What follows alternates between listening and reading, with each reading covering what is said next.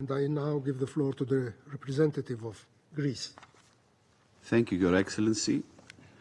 Allow me to warmly welcome Mr. Bourgueil, Secretary General of the League of Arab States, and thank you, as well as Assistant Secretary General Chiari, for your very important remarks. Mr. President, a strong supporter of multilateralism and a country that holds international law at the core of its conduct, Greece places a high premium on the cooperation of regional organizations with the United Nations and the Security Council more specifically, consistent with Chapter 8 of the Charter. As turmoil, upheaval, and renewal are engulfing the Middle East and the Arab world, the League of Arab States remains a very important regional partner, well positioned to promote collective security, stability, and progress in a region as tumultuous as it is rich and diverse. Mr. President, Greece has long-standing political, economical, and cultural ties with the Arab world. Arab countries are our natural partners for promoting a prosperous and stable day after, during the post-conflict phase in a wider region. We are grateful for the broad support received by members of the League of Arab States in our bid to the Security Council, and we are privileged and happy to serve alongside two League members, Algeria and Somalia, in this august body. And as an honest interlocutor with all UN member states, including the Arab world, we aspire to contribute to the peaceful resolution of the regional issues that this Council is seized of. Mr. President, we share the aspirations and concerns of Arab countries in preventing further escalation in the Middle East, which seems to be going through profound transformation. Greece consistently supports all efforts to seek a comprehensive resolution to the Arab-Israeli conflict towards a viable two-state solution where Israelis and Palestinians can live side by side in peace and security. Only a few days ago, we witnessed here in this chamber the international community's warm yet cautious welcome to the long-overdue ceasefire and hostage release deal achieved through the tireless efforts of two members of the League of Arab States, Egypt and Qatar, alongside with the United States.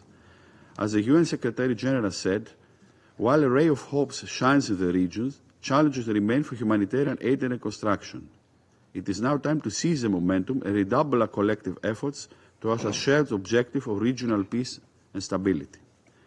Likewise, following major developments in Syria, we see eye to eye with the League of Arab States on the necessity for an inclusive Syrian-led and Syrian-owned political process, one based on the principles of Resolution 2254 and facilitated by the United Nations. Syrians finally deserve peace, one that can only be assured through an orderly and fully inclusive political transition towards a legitimate, representative and non-sectarian government based on democratic legitimacy, with full respect to its unity, independence, territorial integrity and sovereignty. No effort should be spared for the protection of all affected civilians, including Christians and all religious minorities and ethnic groups. All this while a new dawn has emerged in Lebanon, a unique opportunity to restore political unity in a country tormented by instability for years, where a government for all Lebanese and a state able to ensure and guarantee the security for all its citizens will hopefully soon take shape. As the Prime Minister pledged during his recent visit, Greece will continue to support UNIFIL, the role of which has been constructive in monitoring the cessation of hostilities, as well as the Lebanese armed forces charged with the prominent task of extending the control over all Lebanese territory in accordance with Security Council Resolution 1701. Finally, let me turn to Sudan, where the humanitarian situation is dire and a famine crisis has taken root in large swaths of the country. Over 24 million Sudanese, over half of its population, face acute food insecurity. Refugee and migratory flows ensue, placing neighboring countries such as Egypt, one of our close strategic partners and host of the League of Arab States, under immense pressure. Working closely together, our two organizations must collectively ensure unrestricted access to humanitarian aid, expand humanitarian assistance, and silence the guns, seeking a political resolution respecting the sovereignty, unity, independence, and territorial integrity of Sudan.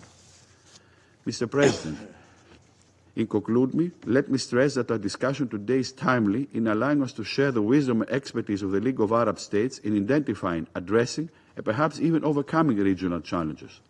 It is an opportunity to share insights and coordinate our efforts toward our common objective.